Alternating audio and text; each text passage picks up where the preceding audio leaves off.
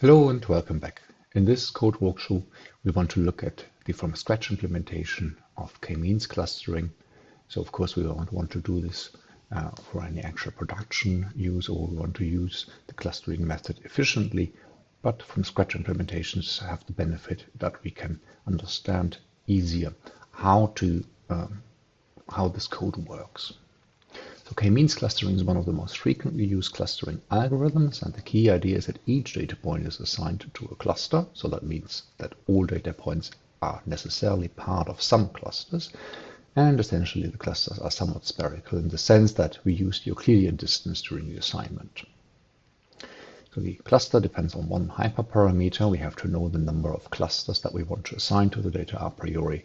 So either we know this externally because of our application domain or how the data are generated, or we do this by a hyperparameter tuning. So we start from our dataset X, and that has a number of data points, X1 and X2 and so on, and our number of clusters. And then after the algorithm has run, each data point in X is assigned to one of the cluster centroids denoted by C, C1 to Ck, and where K is then, as I said, known already. So in pseudocode, this can be described as the following. So we initialize our cluster centroids. So randomly we select K data points from the initial centroid to form the initial centroids of each cluster. Right? So we know that we have K data points because this is what we have to specify. And then we choose from one of our Xn data points K of those, and these form our initial guess for a cluster. And then we repeat the following until the cluster assignments no longer change or we have reached the maximum number of iterations. We assign each data point to the nearest centroid.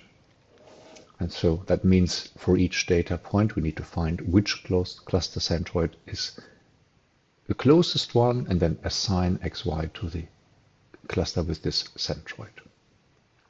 Now that we have shifted all the relevant points, that means that the cluster centroids will also change, right? Because we've changed which points belong to which centroid. And then in the second step of the iterations, we re-evaluate based on the new assignment where the centroids should be.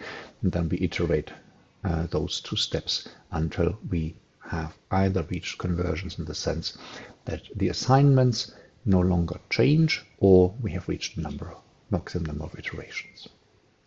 We'll test this with simple blobs. So here is the minimum that we need. Essentially, we just need NumPy plus visualization and a convenience function to generate some data for us. So this is what then the clustering algorithm looks like as implemented in a class. So we initialize this. So we need the number of clusters. This is our K. We need the maximum number of iterations just in case, so that it doesn't run forever. And we need to check for convergence. Does the cluster assignment change? We define a tolerance for this. And here we have a local variable that keeps track of our centroids. So assigned clusters, as we said before, we use the Euclidean distance, right, for the centroids, and then see how far we are away. X is our input data, and here are all the centroids. And you can see that in NumPy, we can make this like a vector operation where we do everything for all the points and all the centroids in one go. Right? And this is then the assignment for each of those. And the fit method is then the implementation of the pseudo code that we had before.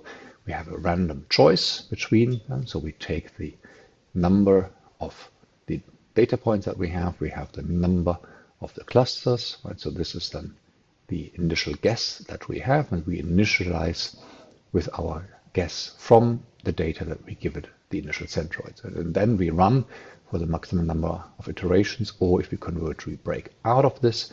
Now we assign the clusters, and then we iterate. And this is then the part from the pseudocode that we had before. We shuffle the data points around until the centroids no longer change, and this is our conversion stack here. Now, if we do this, so we could generate our blobs. It's essentially 3 clouds of data points that slightly overlap. Now, this is the ground truth, and if we do this and we give it 3 clusters, right? So then we'll recover this.